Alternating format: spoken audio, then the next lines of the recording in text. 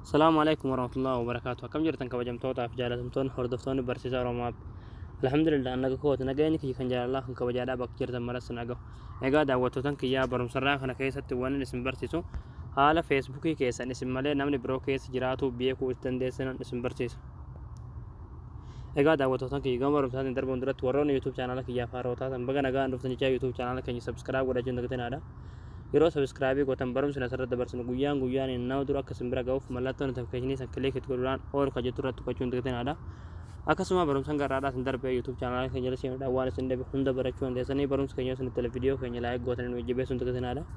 Egaa gamnummaan hanga barumsa sin dabarsa hanga xumura video keetan fa'aa turaan hordofaa sin jaa.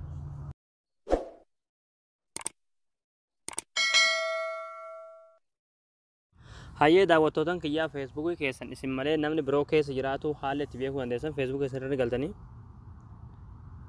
achi booda sarara sajaan irratti kilik ni gootanii achi booda gadi ni buutanii seeting in the private ka jedhu kilik irratti ni gootanii settings ka jedhu kilik irratti ni gootanii ammallee passport in the security ka jedhu kilik ni gootanii ammallee asirratti see all ka jedhu kilik irratti ni gootanii haala kanaan namni biroodhaa hoo feesbuuk keessan keessa jiraate isiniif fida jechuudha isinii galee. Egaa asirratti kunoo haalli itti beekuu dandeessan jechuudha. Maqaa jawwaala keessanii isiniif hima jechuudha isinii galee.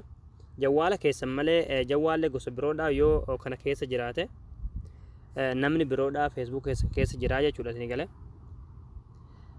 Kanaaf yoo jawwaalli biroodhaa jawwaalli gosa biroodhaa jawwaala keessan malee kana keessa jiraate sa'aatii meeqatti akka seene yoom akka seene guyyaa kam akka seene beekuu dandeessan jechuudha isinii galee. Kanaafuu yoo namni biroodhaa keessa jiraate keessa baasuudhaaf jechuudha as gaditti jechuudha akira gadi buutanii log out of all sensation ka jedhamu kilik ni gootanii egaa achi booda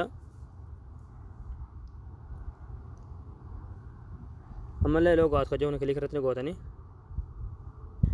egaa amma kunoo akkuma sirriitti argartan jechuudha namni tokko ana malee keessa hin jiru jechuudha isinii galee.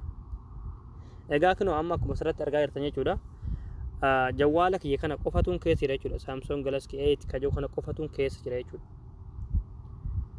Isinii galee haala kanaan keessaa baaftanii yeroo keessaa baaftanii jechuudha as gaditti kunoo akkuma argaa jirtan jechuudha change passport ka jettu jirti irratti kilik gootanii salphumatti paaspoortii keessan kan awwaalaatti guutanii bakka immoo new passport jedhu kana paaspoortii haaraatti guutanii ammallee bakka retail new passport ka jedhu kana paaspoortii haaraatti guutanii bakka save changes ka jedhu kana kilik gootanii haala kanaan akka namni biroo feesbuuk keessan isin waliin hin fayyadamne gochuu dandeessanii jechuudha isinii galee. Egaa daawwattootan kiyyaa isinii galee jeetan abdii qabaa barumsa kiyya kanarraa asirratti raawwata.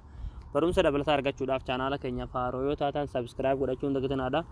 Barumsa keenya yoo isinitti tole viidiyoo keenya like gootanii nu jajjabeessuun dagatinaadha. Barumsa birootiin haga walitti deebinutti waan hordoftaniif galatooma.